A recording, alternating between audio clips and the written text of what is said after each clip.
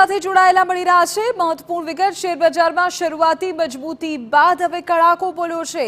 વિગતો એવી મળી રહી છે કે સેન્સેક્સમાં 500 પોઈન્ટ અને નિફ્ટીમાં 150 પોઈન્ટનો કડાકો છે। મિડ અને સ્મોલ કેપ શેરમાં ભારે વેચવાલી જોવા મળી છે, તો મોટા કાઉન્ટર 5 થી 10% સુધી તૂટ્યા હોવાનું પણ અત્યારે સામે આવી રહ્યું છે। તો આ સમાચાર શેરબજાર સાથે જોડાયેલા મળી રહ્યા છે। શરૂઆતી મજબૂતી બાદ અત્યારે સેન્સેક્સ અને નિફ્ટી બંનેમાં કડાકો બોલ્યાના સમાચાર મળી રહ્યા છે। જાણકારી મળી રહી છે તે અનુસાર 5 થી 10% સુધી મોટા કાઉન્ટર તૂટ્યા છે અને એટલું જ નહીં, 500 પોઈન્ટ સેન્સેક્સમાં ઘટાડો નોંધાયો છે। નિફ્ટીમાં 150 પોઈન્ટનો કડાકો બોલ્યાના સમાચાર અત્યારે પ્રાપ્ત થઈ રહ્યા છે। ખાસ તો મિડ અને સ્મોલ કેપ શેરમાં ભારે વેચવાલી જોવા મળી રહી છે, પરંતુ મોટા જે કાઉન્ટર્સ હોય તેમાં 5 થી 10% સુધી શેર તૂટ્યા હોવાની વિગતો અત્યારે મળી રહી છે।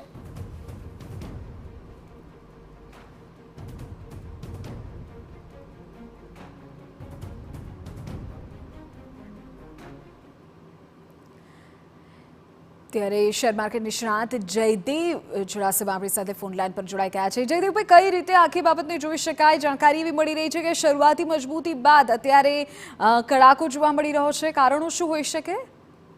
બિલકુલ, ભારતીય શેરબજારમાં આજે ઉપલા લેવલથી થોડો ઘટાડો જોવા મળી રહ્યો છે। સેન્સેક્સની રીતે જોવા જઈએ તો લગભગ 0.5% ઘટાડો જોવા મળી રહ્યો છે અને મિડ કેપ અને સ્મોલ કેપ ઇન્ડેક્સમાં લગભગ 1% જેવો ઘટાડો જોવા મળી રહ્યો છે। પણ આ જે ઘટાડાનું જે મૂળભૂત કારણ છે તે ફેબ્રુઆરી મહિનાની એક્સપાયરી છે। આવતીકાલે મહિનાની જે અંતિમ એક્સપાયરીનો દિવસ હોય તેની પહેલા 2-3 દિવસ પહેલા થોડાક મોટા ઉતાર ચઢાવ જોવા મળે તે એક સ્વાભાવિક પ્રક્રિયા છે અને સેન્સેક્સ નિફ્ટી તેના સર્વોચ્ચ શિખર ઉપર જ્યારે ટ્રેડ કરી રહ્યા હોય ત્યારે થોડું હળવું પ્રોફિટ બુકિંગ જોવા મળે તે પણ એક સ્વાભાવિક પ્રક્રિયા છે, તો તેને તે રીતે જોવું જોઈએ।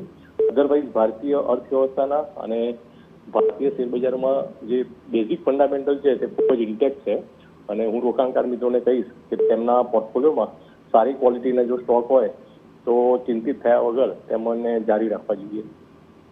ઓકે, આભાર જયદેવસિંહ। તો જે પ્રકારે જયદેવ ચુડાસમા વાત કરી રહ્યા છે કે આ સ્વાભાવિક પ્રક્રિયા છે, પરંતુ ભારતીય અર્થતંત્ર પર તેની કોઈ મોટી અસર અત્યારે જોવા નહીં મળે।